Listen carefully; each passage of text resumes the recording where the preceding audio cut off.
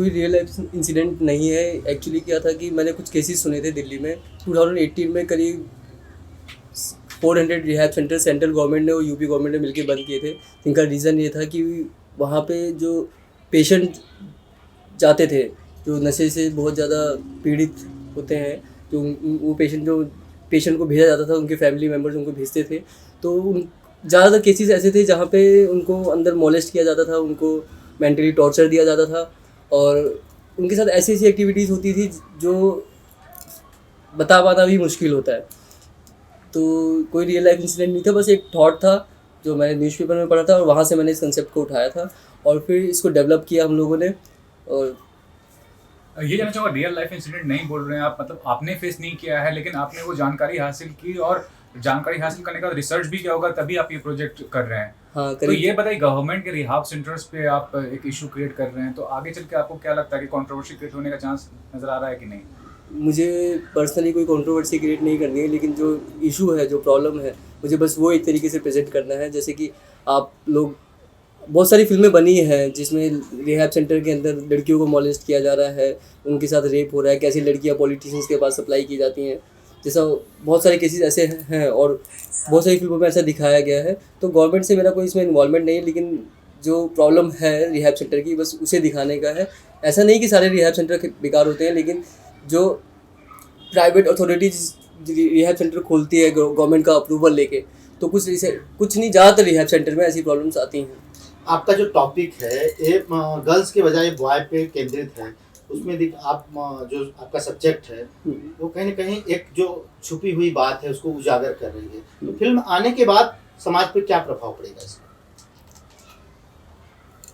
Film सिर्फ नशे के ऊपर बेस्ड नहीं है, इसमें ना जो एक रिलेशनशिप गैप आता है एक फैमिली में अपने बच्चों के साथ, अपनी दूसरे फैमिली मेम्बर के साथ, और उस गैप के वजह से जो बंदा सफ़र कर रहा होता है डिप्रेशन को सफ़र कर रहा है, और डिप्रेशन के साथ साथ में जब वो एक्टिविटी ऐसी स्टार्ट करता है, नशा करना, ड्रग्स लेना, तो मुझे बस वो चीज़ प्रेजेंट करनी है कि जो रिलेशनशिप गैप आ रहा है। और आज की डेट में मुझे पर्सनली ऐसा लगता है कि सबसे बड़ा इशू जो है हमारे समाज में वो डिप्रेशन है, और डिप्रेशन में रहकर आदमी कैसे नशे में इन्वॉल्व हो रहा है। तो अगर वो लोग इसको अच्छे नज़रिए से देखते हैं या मैं अच्छे नज़रिए से बना पाता हूँ तो समझ में आ जाएगा तो अच्छा रहेगा, और नहीं आएगा तो मैं तो एंटरटेनमेंट के लिए फिल्म बना रहा हूँ। अपने पर्सनली जो मेरा पर्सनल थॉट है, जो मेरा पर्सनल एम्बिशन है, मैं उस पॉइंट ऑफ व्यू से फिल्म बना रहा हूँ, जो थोड़ा बहुत मिर्च मसाला ऐड करके लोगों को अच्छे गाने दिखा के, थोड़ा अच्छा सिनेमा दिखा के, अगर मैसेज अच्छा लगता है तो ठीक है, नहीं तो भाई फिल्म तो बना ही रहा हूँ। सर, लास्ट टाइम जो आपकी प्रोजेक्ट रिलीज हुई थी 2015 में, 6 साल हो गए, आई मिस्टर मदर, वो भी एक डिफरेंट ही कॉन्सेप्ट था और लक ये था कि अमिताभ बच्चन जैसे सेलिब्रिटी ने उसकी भी तारीफ की थी, प्लस आमिर खान को भी आपने प्रोजेक्ट के लिए अपील किया था। उसके बारे में बताइए, क्या कहना चाहेंगे कि वो प्रोजेक्ट भी कितना ज़्यादा आपके कैरियर के हिसाब से टर्निंग पॉइंट था?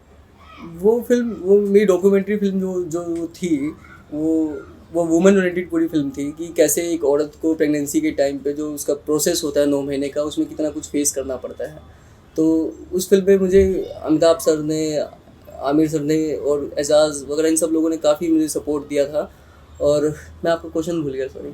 हाँ, तो ये कहना चाहूँगा वो भी टर्निंग पॉइंट कितना आपको लगा और कितना डिफरेंट था वो प्रोजेक्ट आपके हिसाब से? क्योंकि टर्निंग पॉइंट में सिर्फ इतना बोलना चाहूँगा कि वो फिल्म मैंने एज ए एक्टर मेकर बनाई थी, लेकिन उसके बाद मैंने असिस्टेंट काम करना शुरू किया था, तो मेरे लिए टर्निंग पॉइंट तो मैं बोल ही नहीं सकता वो प्रोजेक्ट मेरे लिए कोई टर्निंग पॉइंट था। It was a start in the industry. हाँ।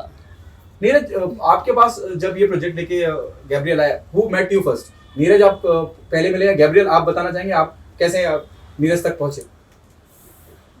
एक ज्यादा डिटेल में ना बता पाए, हाँ, मैं मुझे डिटेल में बताने में कोई प्रॉब्लम नहीं है। तो एक जो फिल्म मेकर होता है उसके लिए सबसे ज़रूरी चीज़ होती है सिनेमा में फाइनेंस और प्रोड्यूसर। अगर प्रोड्यूसर नहीं तो फिल्म मेकर का थॉट आप पहुंचा ही नहीं सकते। आप मुंह से बता के आप फिल्म नहीं बता सकते, सुना सकते किसी को, और ना ही लोग सुनेंगे फिल्म को। तो एक खोज होती है एक मेकर की कि वो प्रोड्यूसर ढूंढ के लाए, और वो खोज मेरी जो 5-6 साल की थी वो नीरज जी के पास पहुंच के ख़त्म हुई। नीरज जी, क्या आपको लगा? यू सेड यस, हाँ यार चल, I'll back you. When Gabriel had a conversation with Gitanjali regarding the role of psychiatrist in this movie, सो गीतांजलि को मैं जितना समझता हूँ वो अपनी लाइफ में नेचुरली भी अपने सब रिलेशनशिप्स में आउट ऑफ द वे जाके कंट्रीब्यूट करती है। एंड बीइंग ए फादर मुझे जानना जरूरी था कि is it a serious cinema और not. So when I came to know about the struggle of Gabriel and जो मिस्टर मदर के कंसेप्ट में जो वैल्यू ऐड किया सोसाइटी के लिए, और इस मूवी के थ्रू जो मैसेज देना चाह रहा है, मैं डिटेल में बताया नहीं गैब्रियल ने, बट मुझे मालूम है कि इस स्क्रिप्ट के थ्रू सोसाइटी सोचने के लिए मजबूर होगी कि व्हाट वेंट रॉन्ग, कैसे हम लोग रिश्तों में दूर चले जाते हैं, कैसे डिप्रेशन में जाने के बाद में हम लोग नशे को बहुत अपनी लाइफ में इस तरह से इन्वॉल्व कर लेते हैं कि हमें कुछ पता नहीं रहता कि हम लाइफ में कहाँ जा रहे हैं। बिना पायलट का जो एरोप्लेन हो जाता है तो उसका वापस से कंट्रोल कैसे लिया जाए, उस मूवी में वो सब ओपनिंग्स मिलने वाली है सोसाइटी को। सो उसके बाद मेरा इन्विटेशन ये था कि आप मुंबई के साथ साथ उत्तराखंड में भी शूट करें।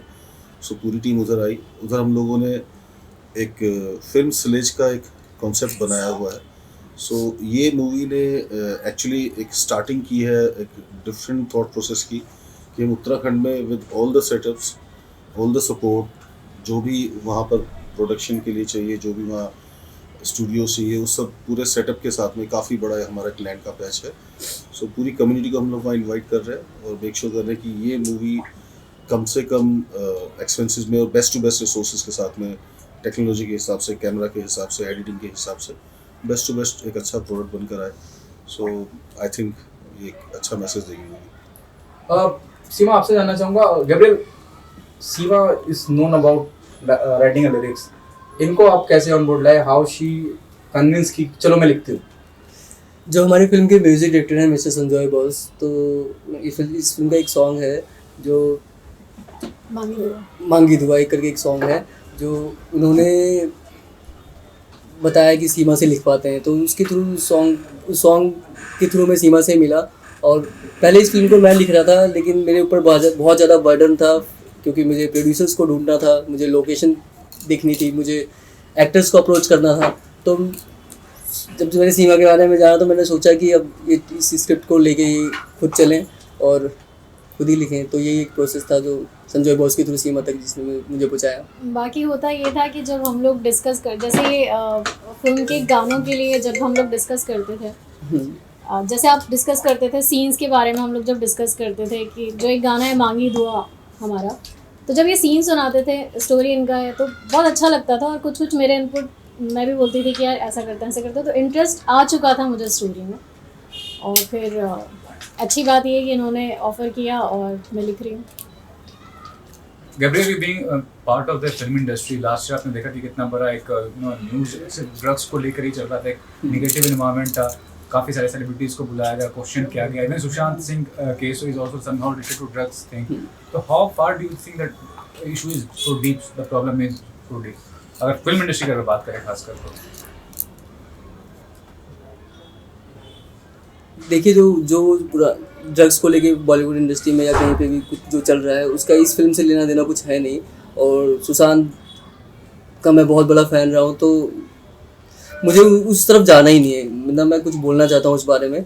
ये एक अलग स्टोरी है जो मैंने 5-6 साल पहले सोची थी, और जो इंडस्ट्री में जो हो रहा है वो एक अलग स्टोरी है जिसमें बहुत सारे पॉलिटिकल एजेंडास को मिलाया जा रहा है, या जो मोनोपोली है, जो नेपोटिज्म, जो फालतू की जो बातें हो रही हैं, वो अलग एक चीज़ है। ये अपना सब्जेक्ट अलग है, तो मैं उन सब चीज़ों के साथ इसको रिलेट नहीं करना चाहता हूँ।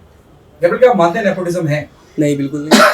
राइट, क्यों ऐसा लगता है आपको कि नेपोटिज्म है? अच्छा, वर्ल्ड का सबसे बड़ा सुपरस्टार कौन है इंडिया, जो हमारी कंट्री से रिप्रेजेंट करता है? अमिताभ बच्चन, रणबीर खान, शाहरुख।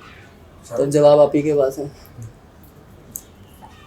और हम लोग भी काम कर रहे हैं, तो जवाब आपके पास है। नीरज जी, आप कुछ कहना चाहेंगे?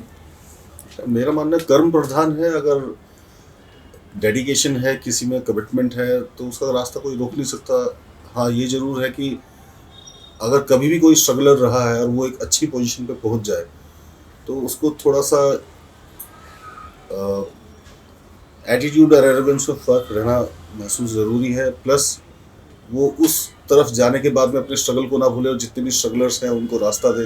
तो उस तरफ से सपोर्ट की ज़रूरत है, और जिसने ठान लिया उसको कोई रोक नहीं सकता। ये तो अपने एक्सक्यूज़ेज़ हैं या पॉलिटिकल एजेंडाज हैं। इंडस्ट्री ने बहुत लोगों को रोज़गार दिया है, एक से एक आर्टिस्ट क्रिएट किया है, लोगों को अपने जो भी इमोशंस हैं या जो थॉट्स हैं वो मासेस में लोगों की लाइफ पे मेकिंग ए डिफरेंस का एक काम किया है। बॉलीवुड का सिनेमा वो सिनेमा अब नहीं रह गया। इतनी क्वालिटी मूवीज़ आ रही हैं OTT प्लेटफॉर्म पे और थिएटर में, इतने अच्छे अच्छे मैसेज दिए जा रहे हैं। एक फालतू मूवी आई थी, मैंने देखा, उसमें गाना था 4 बज गए अभी पार्टी बाकी है, लेकिन उस मूवी से जब बाहर निकलता है यूथ तो क्या मैसेज लेके निकलता है। राकेश ओम प्रकाश मेहरा जी ने इतनी अच्छी अच्छी मूवीज़ दी हैं। तो मेरा मानना है कि मेरा तो हेड्स ऑफ है बॉलीवुड को कि उन्होंने लोगों की ज़िंदगी में बहुत बदलाव भी किया। हर चीज़ के दोनों पहलू होते हैं, साइड इफेक्ट्स भी होते हैं, लेकिन जिसको जो लेना होता है वो ले ही लेता है। राजीव जी, आप क्या कहना चाहेंगे? मैंने तो जब ये कहानी सुनी थी पूरी युवा वर्ग पे, एक तो जो नशे में मतलब एकदम लिप्त है, तो उसके लिए एक समाज को भी मैसेज जाएगा एक अच्छा इसके थ्रू कि इसकी क्या नुकसान है। जो आजकल के बच्चे अभी स्कूल में जा रहे होते 10वीं 11वीं क्लास में होते हैं, नशे में लिप्त हो जाते हैं, तो उन लोगों को भी एक मैसेज जाएगा, उनके पेरेंट्स को भी जाएगा कि क्या देखना चाहिए, क्या इन पे सावधानियाँ बरतनी चाहिए। ये सारी चीज़ें हैं जो, बाकी फिल्म बहुत अच्छी स्क्रिप्ट है। जब कहानी सुनी तो मैं पूरा इंटरेस्टेड हूँ इसमें, पूरा खोया हुआ हूँ अभी जब तक प्रोजेक्ट चल रहा है। Music plays a very important part. Music के बारे में बताइए कि, और इस तरह की कहानी बड़ी सेंसिटिव कहानी है जो संवेदना साथ में चलती है, तो म्यूजिक के बारे में बताइए, क्या म्यूजिक कैसा है फिल्म का, किसने म्यूजिक दिया, किसने गाने गाए?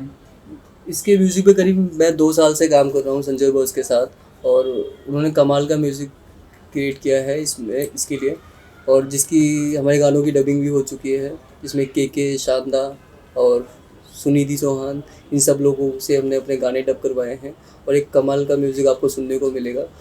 और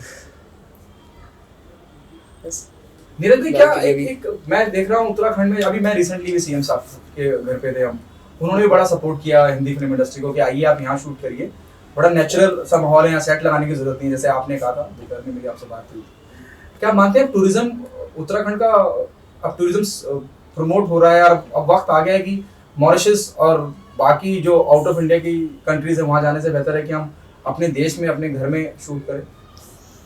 कमिटमेंट मेरा वही है। मेरा अपना जो स्वार्थ मैं यहाँ लेकर बैठा हूँ फिल्म सिलेज, मेरा कंप्लीट इंटरेस्ट नशेबाज के साथ, कमिटमेंट के साथ साथ फिल्म सिलेज में है। और वो फिल्म सिलेज को हमने जो उत्तराखंड की लोकेशन जो चुनी है, मैं खुद बचपन से वहाँ रह रहा हूँ। उत्तराखंड, हम लोग यहाँ से बॉलीवुड से जाके स्विट्ज़रलैंड में बहुत शूटिंग्स किए हैं, बहुत दूसरे कंट्रीज में भी जाके किए। मैं वहाँ से कुछ कंपैरिजन नहीं कर रहा हूँ, लेकिन मेरा कमिटमेंट है कि बॉलीवुड का सेकंड होम उत्तराखंड बने। और उत्तराखंड में इतने अच्छे ऑप्शंस हैं, चाहे वो एडवेंचर्स शूट करने हो, चाहे वो नेचर को दिखाना हो, चाहे वो विलेज का दिखाना हो, चाहे वो अर्बन विलेज दिखाना हो। कम्युनिटी का सपोर्ट पूरा है, सरकार का सपोर्ट पूरा, और हम लोगों के पास जितना सेटअप है, मेरा पूरी बॉलीवुड इंडस्ट्री को इन्विटेशन की, हमारा इतना बड़ा सेटअप वहाँ पर है एयरपोर्ट के पास में और शहर के नज़दीक, कि हम हर तरह की फैसिलिटीज़ वहाँ पर देंगे। और कंटेक्चुअल क्रिएशन के लिए मेरा मानना है कि जब लिरिक्स लिखे जाते हैं या कोई भी मूवी को क्रिएट किया जाता है, या वो जो अमलगमेशन होता है जिससे एक बेस्ट चीज़ निकल कर आए, उसके लिए जो एनवायरनमेंट और जो ओरा है वो उत्तराखंड में आपको बहुत सपोर्टिव मिलता है। और आप बेस्ट टू बेस्ट थॉट्स वहाँ क्रिएट करके एक मेकिंग ए डिफरेंस के कमिटमेंट के साथ में बहुत कम रिसोर्सेज पे, और बार्टर सिस्टम में बहुत सारी चीज़ें वहाँ गवर्नमेंट सपोर्ट करती है, सब्सिडी देती है। हम लोग पूरा एंड टू एंड सपोर्ट कर रहे हैं, not only production, not only shooting setup, end to end solution, जो सब्सिडी भी आपको मिले। सो मेरा इन्विटेशन इस बॉलीवुड इंडस्ट्री को है कि आइए देहरादून में फिल्म सिलेज का हिस्सा बनिए, और अपने जितने प्रोजेक्ट्स हैं जो कहीं ना कहीं फाइनेंसिस की वजह से या रिसोर्सेज की वजह से अटक रहे हैं, स्ट्रगलर्स के लिए पूरी कम्युनिटी उनको सपोर्ट करे, जो सक्सेसफुल भी हो चुके हैं, और हम भी उनको सपोर्ट करें। और इंडियन सिटीजन्स को हम लोग इस प्लेटफॉर्म के थ्रू बहुत अच्छे से अच्छा मैसेज देने वाली मूवीज़ क्रिएट कर रहे हैं, मेकिंग ए डिफरेंस वाला। Government is giving very close to 75% subsidy on your billings, but वो ये चाहते हैं कि उसके लिए फिर 75% जो शूटिंग है उत्तराखंड स्टेट में ही हो। There are some norms, but मैं आप सब लोगों के माध्यम से जो बॉलीवुड को उत्तराखंड के लिए इनवाइट कर रहा हूँ, उसमें सरकार के सपोर्ट के साथ साथ हमारा एक कमिटमेंट है कि हम सिलेज यानी कि सिटी और विलेज का कॉम्बिनेशन, सो फिल्म सिटी बसाने के लिए बहुत बड़े बड़े बजट्स चाहिए होते हैं, बहुत बड़ी फिक्सिंग्स हो जाती है, पॉलिटिकल लॉबी हो जाती है, उसमें फिर जो भी बॉलीवुड इंडस्ट्री की जो लॉबी है सिर्फ उन्हीं को ही मौका मिलता है। सो जो एक अंडरकरंट, जो एक कम्युनिटी है जो सही में ऊपर आने के लिए कोशिश करती है, मेरा स्पेशली उस कम्युनिटी के साथ कमिटमेंट है।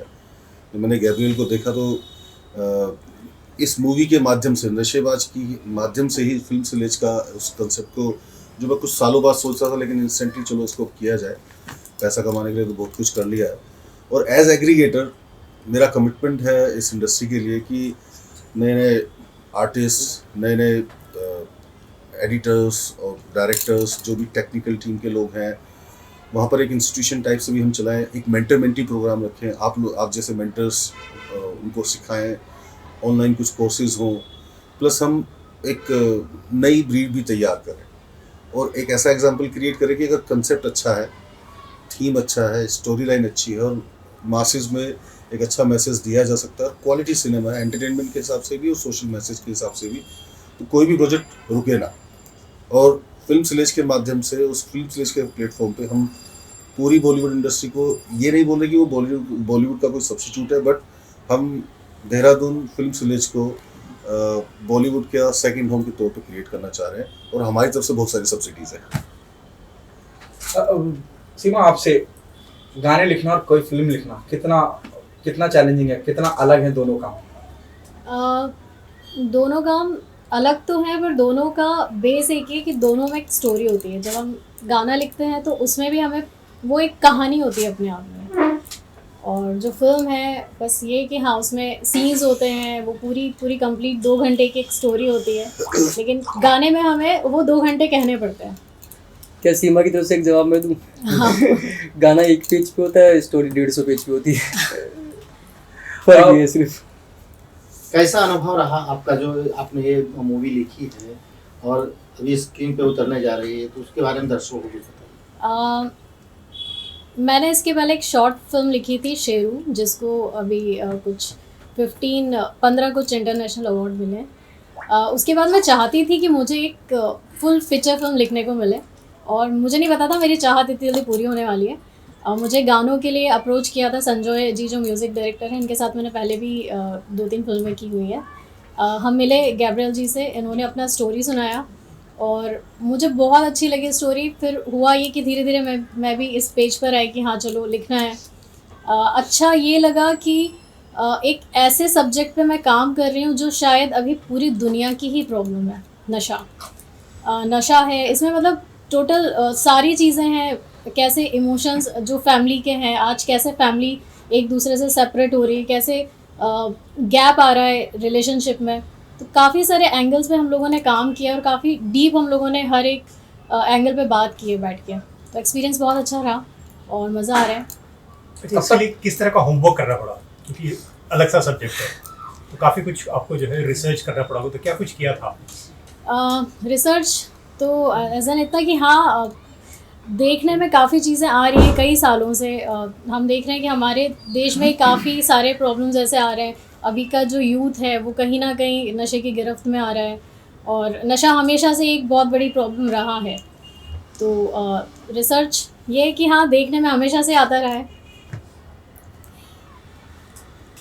हाँ, ये भी जानना चाहूँगा, फिल्म राइटर हूँ या लिरिक्स राइटर हूँ, आपको लगता है कि बॉलीवुड में जो प्रोड्यूसर्स होते हैं वो जितना वो डिजर्व करता है कोई भी राइटर, वो उनको मिलता है अपने करियर में?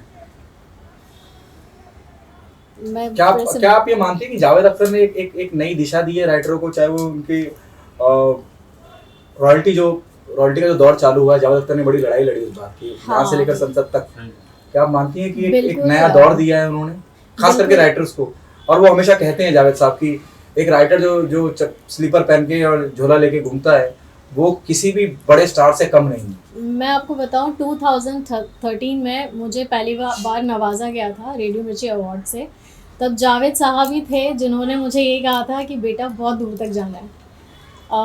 तो बस उनकी ये बात मुझे याद थी, और वो हम सबके सीनियर रहे, उन्होंने नींव रखी हुई है हमारी इंडस्ट्री में। जो एक राइटर्स हैं उनको देखकर काफ़ी कुछ हम लोग सीखते हैं और आगे बढ़े हैं आज तक भी। तो हाँ, उन्होंने जो लड़ाई लड़ी है वो हम सबके बहुत काम आ रही है, और काफ़ी सारे दरवाजे उन्होंने खोले हैं। गैब्रियल, फिल्म की लीडिंग एक्ट्रेस के बारे में जानना चाहूँगा, या लीडिंग एक्ट्रेस, क्योंकि हर फिल्म का एक लव एंगल होता है, लव इंटरेस्ट, आपका लव इंटरेस्ट कौन प्ले करता है? मैं, जो हमारी फिल्म की लीडिंग एक्ट्रेस हैं गीतांजलि शर्मा, मैं उनका जो कैरेक्टर है, जो उनका एंगल है, मैं उसको बताना नहीं चाहता अभी, क्योंकि फिल्म बहुत ही ज़्यादा सेंसिटिव सब्जेक्ट पे बनाई जा रही है और ऑलरेडी मेरा जो मेन थॉट है वो सबके सामने है, तो कुछ चीज़ें मुझे शायद नहीं बतानी चाहिए, इसलिए अच्छा you keep it surprise. Confidence से संबंधित है। हाँ नहीं, मार्केटिंग स्ट्रेटजी नहीं है, लेकिन चाहता ही नहीं हूँ मैं दिल से कि वो अभी सब चीज़ें दिखाऊंगा आपको, धीरे धीरे करके जब। बट मैं रिसर्च के बारे में एक चीज़ बोलना चाहूँगा जो आपने पूछा था। जब मैंने इस मूवी का पूरा डेप्थ में जाके इस स्क्रिप्ट को समझा, जो सीमा जी ने जो लिखा है और जो भी गैब्रियल ने, हम लोगों ने वैल्यू एडिशन किया है, गैब्रियल ने उस इनसाइड लाइफ के पूरे एक्सपीरियंसेस को रिहैब सेंटर पे खुद जाके, अच्छा हाँ, इसमें कमाल का इंसिडेंट है जो बताया नहीं बताना चाह रहा हूँ, मुझे नहीं मालूम, बट काफ़ी महीने वो खुद से रिहैब सेंटर में किसी तरह से एंट्री करके और वहाँ का पूरा फील लेने के बाद में उसने वहाँ से शुरू किया। हाँ, इसका एक्सपीरियंस करने के लिए मैं रिहैब सेंटर में 1-1.5 महीने रह के आया था कि वहाँ का एक्चुअली फील क्या है। वो पूरा एक स्टिंग ऑपरेशन की तरह था और मेरा पूरा प्लान था उसमें रह जाके रहा। ये देखिए मेरा हाथ में ना गूज़बम्प हो गया, मैंने वहाँ पे लोगों को देखा है तड़पते हुए, मरते हुए, चिल्लाते हुए, उनको सेक्सुअली अब्यूज़ होते हुए मैंने रिहैब सेंटर में देखा है। मेरा 1-2 केसेस भी चल रहा है 1-2 रिहैब सेंटर के साथ। मैं बताना नहीं चाहता था, लेकिन अभी ये बात निकल के आई है तो मन भी नहीं कर रहा अब छुपाने का। लोगों, बच्चों को वहाँ पे मारा जाता है, लिटरली लोगों को नंगा करके वहाँ पे मारा जाता है। वो सब नहीं दिखाना इस फिल्म के अंदर, लेकिन वो जो जैसे जैसे हम लोग हम सभी इंसान है, हम लोगों के साथ जानवर की तरह वहाँ पे ट्रीट होता है। अगर सपोज जैसे मैं कोई नशे में इन्वॉल्व हो जाता हूँ, मेरे घर वाले, मेरे आसपास के लोग मेरे को नशा मुक्ति केंद्र भेज देते हैं, ये सोच के, इस विश्वास पर कि रिहैब सेंटर जहाँ पे मेरा इलाज होगा और मैं इन सब चीज़ों से दूर रहूँगा। एक मेरी जो हमारी फैमिली किसी ऑर्गेनाइजेशन के ऊपर विश्वास करके भेजती है कि हमारा बच्चा ठीक होगा, और वहाँ पे उसको तोड़ दिया जाता है। वहाँ पे उसके साथ वो सब चीज़ें की जाती हैं जिसमें वो बाहर निकलने के बाद रिबल लेने की मेंटेलिटी से निकलता है। आज अब क्या शेड्यूल फिल्म का चालू हो चुका है, और चालू हो चुका है तो क्या आगे क्या शूट करने वाले हैं? जैसे अभी इसका हमने एक शेड्यूल देहरादून में शूट किया है, एक फिल्म का प्रमोशनल सॉन्ग है जो हम यहाँ पे बॉम्बे में शूट करने वाले हैं आने वाले 10-15 दिन के अंदर में। तो उसी की अभी गाने का ही रिहर्सल्स वगैरह, उसका प्री प्रोडक्शन चल रहा है, जिसमें हम काफ़ी सीनियर कोरियोग्राफर हैं उनको अप्रोच कर रहे हैं उस गाने के लिए। तो उम्मीद है वो शायद सॉन्ग इस साल का सबसे बेस्ट सॉन्ग शूट किया जाएगा और बेस्ट सॉन्ग क्रिएट किया जाएगा।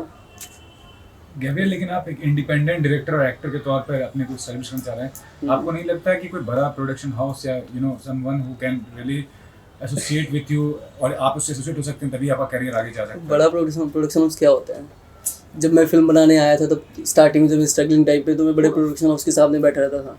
कभी उन्होंने शायद गेट के अंदर भी नहीं आने दिया। तो मैं किसी बड़े प्रोडक्शन हाउस को अपने इस बड़े कॉन्सेप्ट के बीच में क्यों ऐड करूं? मेरा कॉन्सेप्ट बड़ा है, कोई प्रोडक्शन हाउस बड़ा नहीं होता। इसमें मैं एक चीज़ और ऐड करना चाहूँगा गैब्रियल की इस बात के समर्थन में, कि अगर कंसेप्ट में दम है तो उसको कोई रोक नहीं सकता।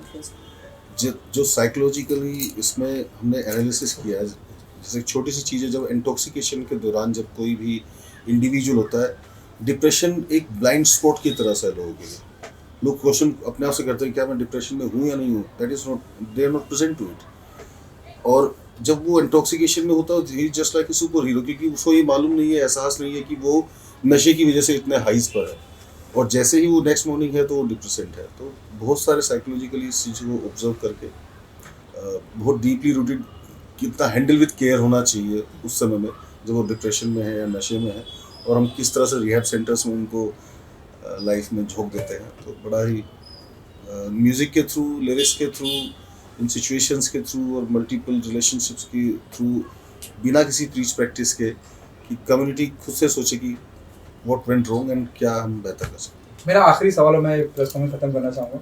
सीमा, आपसे पूछना चाहूँगा, और गैब्रियल आपसे भी, जैसे अभी नीरज जी ने बोला, it also remind me of तारे ज़मीं पे। इससे पहले वो डिस्कशन का मुद्दा था ही नहीं कि ये किस तरह की बीमारी भी होती है जहाँ बच्चा, हम बच्चे को दोषी ठहराते हैं, लेकिन जबकि वो दोषी है नहीं, वो मासूम है। और ये मुझे लगा, क्या सीमा, गैब्रियल, क्या और नीरज जी, आपको नहीं लगता कि अब एक अडल्ट के पहलू से वो वही बात कहने जा रहे हैं? वो बात नहीं कर रहे, लेकिन उस लीक की एक बात कह रहे हैं। सीमा, बीइंग अ राइटर, देखिए प्रॉब्लम हमें हमेशा ना हम प्रॉब्लम की बात करते हैं, हम ये नहीं पता लगाते कि प्रॉब्लम शुरू कहाँ से हुई है। हम इस फिल्म के माध्यम से सिर्फ ये नहीं बताना चाहते कि नशा एक प्रॉब्लम है, हम ये भी बताना चाहते हैं कि वो शुरू कहाँ से हुआ। जी गैब्रियल, जब लॉकडाउन खुला था तो शराब की दुकानों के आगे मीलों लंबी लाइनें लगी हाँ, तो मैं भी लगा था क्या- इस लाइन में। तो क्या आप, क्योंकि वो दिखाता है कि हमारे जो है वो सोसाइटी की मानसिकता क्या है, तो क्या आप इन चीजों को भी दिखाएंगे अपनी फिल्म में? नहीं, बिल्कुल नहीं। Thanks, sir. Thank you. Thank you very much. पंखा चालू, और ये सब हटा लो यहाँ से, खड़े रहिए आप लोग, कटवेस, पंखा चालू, कटवेस। Yeah, I happened to meet him, I think in the year 2019. Yeah, 19. And Gabriel came to meet me while I was recording AVM Studio, and he wanted to meet me through someone, through a friend of mine who's Avinash Jani. He was doing his film Soumya Ganesh, and then he met me the next day with the idea of this film. The moment I heard it, I found it a musician's delight, a composer's delight to work on a subject like this. It immediately clicked like, are you trying to say something like it's on the lines of this rock star? You want to, or something like, he said, no, it's like, so he had this idea of expressing the whole journey, keeping music as the soul of it. So which inspired me. How was it for you to, work on this music? Like already Gabriel had given you the brief. So how interesting it was. It was so interesting that I could not think about any other projects in the span of like this 1.5 years or so. It's ultimately reaching on the floors now. It has hit the floor, but it was so interesting. It was so gripping on my mind. The music, so it kept me occupied. And in the meantime, Corona happened. Yeah. So it's that interesting. Yeah. It's So how do you get inspiration for your songs or the music that you create? Like, do you take references or just the brief and then your talent? I honestly don't believe in taking references. Then you fail to come up with something original, Correct. See, every thumb is different. Every person is different. Every song, every good song True. should be original. Then it makes its mark, So that's how, it's when you delve into the situation, it comes. It like you get into that feel, the visualization, and that's how music happens. And everyone has their own forte, has their own style of expressing. So that decides how. See, not every composer will create the same music for one situation. Yeah. Everyone has their own way of expressing. So that's how songs become different. Like, Yeah. and I think this music, what Gabriel has drawn out from me, I'm very happy about. Yeah. So how many songs are going to be there and how many songs have already been recorded? See, songs, there are going to be 6 songs. Okay. And there are 2 versions of one same melody. Lamha Do Lamha and Mangi Dua. Seema has written amazingly written songs, amazing, and I am really very grateful. And somehow I felt the universe has played a big role in creation of these songs. I have to give credit. We were not having the producer before, but we kept on with our thought process. Our thought process was on, and we kept on creating the songs, and I started composing. The compositions happened, and that's how we met the producer, Mr. Neeraj Sharma, and we had narrated the subject and the songs, and Neeraj ji just fell for it. He felt the intensity of the project, and that's how he gave the nod.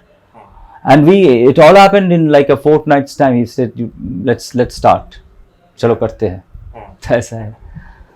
So we actually, the lockdown period, he already started the shoot in some time around this end of 2019, but because of the lockdown, things got a little deterred, and now it is happening. The songs Actually, we cater around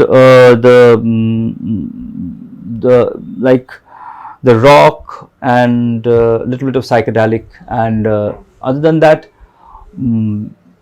there's a song called Tan Mera Man Mera. See, they're all, it's like every color is there. All genres of music, like almost we are catering.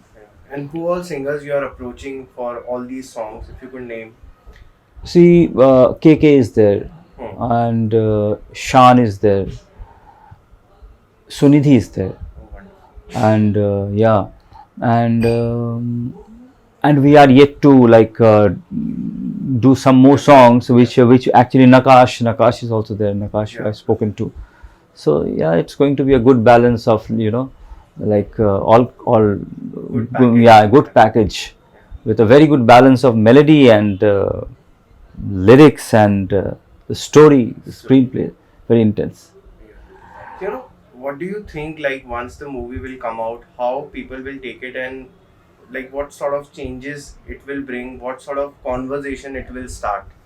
See, it is something that is happening. It's very prevalent in the society today. I get to see, and but as I believe, we are not trying to preach. We are giving them the choice what to do. We will tell what we have to say.